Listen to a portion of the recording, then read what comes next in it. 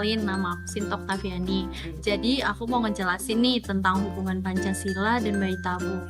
Sebelumnya apa sih itu bayi tabung? Bayi tabung itu prosedur kehamilan yang terjadi dan diawali oleh sel telur yang diambil dan dibuahi oleh sel sperma di luar tubuh. Biasanya prosedur ini dilakukan oleh pasangan suami istri yang sulit mendapatkan keturunan. Jadi dengan adanya bayi tabung ini, kita membantu untuk pasangan suami istri itu memiliki keturunan. Pada prosedur bayi tabung, ada 6 langkah yang harus kita perhatikan. Yang pertama, induksi ovulasi. Yang kedua, pengambilan sel telur. Yang ketiga, pengambilan sel sperma. Yang keempat, proses pembuahan. Yang kelima, transfer embrio, dan yang keenam pasca prosedur. Prosedur bayi tabung, setelah sel telur disuntikan sel sperma, lalu terjadi pembuahan. Singkatnya, pembuahan ini terjadi di luar tubuh. Lalu bagaimana ya hubungan Pancasila dengan bayi tabung?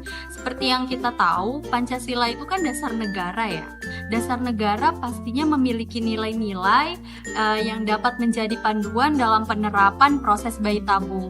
Proses bayi tabung ini memberikan harapan kepada pasangan suami istri yang ingin sekali memiliki anak, tetapi tidak larut dalam prinsip-prinsip Pancasila.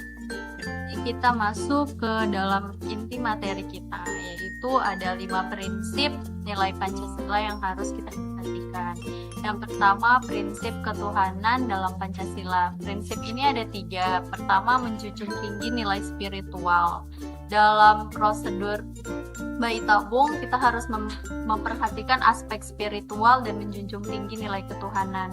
Kedua, mengedepankan etika. Etika dan moral itu harus kita perhatikan dengan berlandaskan pada ketuhanan. Baru yang ketiga, menjaga keseimbangan. Dalam teknologi prosedur bayi tabung, kita tidak boleh mengabaikan aspek spiritual, melainkan harus menjalankan selaras dengan nilai-nilai ketuhanan. Lalu kita masuk ke yang kedua, prinsip kemanusiaan dalam Pancasila. Di sini ada 3. Yang pertama, penghargaan terhadap martabat manusia. Pada proses bayi tabung ini, kita harus menghargai martabat dan hak asasi manusia. Yang kedua, perlindungan bagi ibu dan bayi. Pada proses bayi tabung ini, kita harus memberikan perlindungan kepada ibu dan bayi yang baru dilahirkan. Dan yang ketiga, mengutamakan kemanusiaan. Dalam proses bayi tabung harus berpusat pada nilai-nilai kemanusiaan dan kesejahteraan umat manusia. Masuk lagi nih yang ketiga, yaitu prinsip persatuan dalam Pancasila.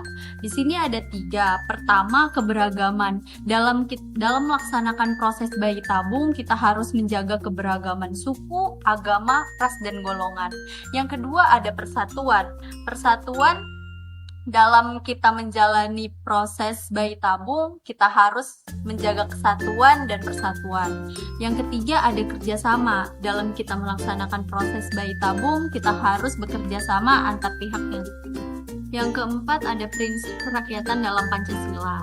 Ada 3 juga nih. Pertama, musyawarah mufakat. Proses bayi tabung harus diputuskan dan dijalankan melalui proses musyawarah dan mufakat. Yang kedua, ada perwakilan rakyat. Pada proses bayi tabung harus berada di bawah kendali dan pengawasan perwakilan rakyat. Yang ketiga, ada kedaulatan rakyat. Pada proses bayi tabung, kita juga harus memperhatikan dan menjunjung tinggi kedaulatan rakyat. Oke, yang terakhir ada prinsip keadilan dalam Pancasila. Yang pertama, kesetaraan akses. Akses dalam proses bayi tabung harus diberikan secara adil dan setara. Lalu yang kedua, ada pemerataan manfaat. Manfaat dari proses bayi tabung harus dinikmati oleh seluruh lapisan masyarakat. Lalu yang ketiga, ada keseimbangan sosial.